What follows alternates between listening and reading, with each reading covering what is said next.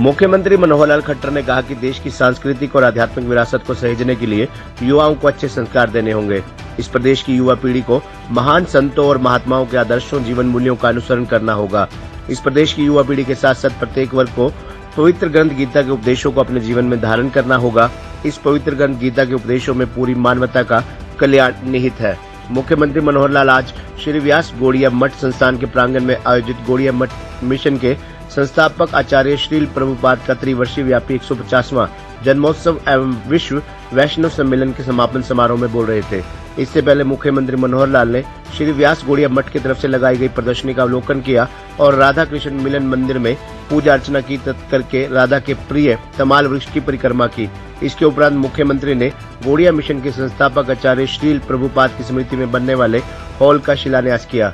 मुख्यमंत्री मनोहर लाल के साथ गीता मनीषी स्वामी ज्ञानानंद महाराज, आरएसएस के प्रांत संघ संचालक पवन जिंदल, सांसद नायब चणी, विधायक सुभाष सुधा, श्री व्यास गौड़िया मठ कुरुक्षेत्र के संचालक श्रीमद भक्ति सुंदर सन्यासी महाराज, श्रीमद भक्ति विचार विष्णु महाराज, श्रीमद भक्ति रक्षक हरिकेश महाराज, श्रीमद भक्ति वैभव आश्रम महाराज, श्रीमद भक्ति तिलक निष्किंचन महाराज, श्रीमद भक्ति गौरव गिरिजी महाराज, श्रीमद भक्ति सर्वसभा गोविंद महाराज ने दीप प्रज्वल करके गौड़िया मठ के संस्थापक आचार्य श्रील प्रभुपाद के त्रिवर्ष व्यापी 150वें जन्मोत्सव विश्व वैष्णव सम्मेलन के समापन समारोह का शुभारंभ किया। मुख्यमंत्री मनोहर लाल ने आचार्य श्रील प्रभुपाद के 150वें जन्मोत्सव की बधाई और शुभकामनाएं देते हुए कहा कि गीता स्थली कुरुक्षेत्र की पावन धरा पर महान संतों के सानिध्य में गौड़िया मिशन के संस्थापक आचार्य श्रील प्रभुपाद के 150वें जन्मोत्सव को मनाना एक सौभाग्य की बात है। इस प्रकार के कार्यक्रमों से युवा पीढ़ी को महान संतों के जीवन को जानने का अवसर मिलता है।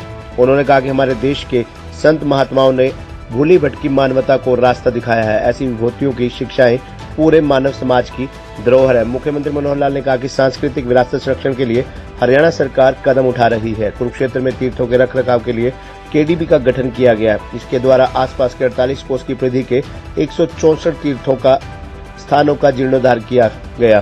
श्री व्यास गौड़िया मठ के संचालक भक्ति सुंदर सन्यासी महाराज ने मेहमानों का स्वागत करते हुए कहा कि गौड़िया मिशन के संस्थापक आचार्य श्रील प्रभुपाद ने देश और विदेशों में मंदिरों के साथ साथ 64 मठों की स्थापना की और अब देश में 5000 केंद्र प्रचार प्रसार कर रहे हैं।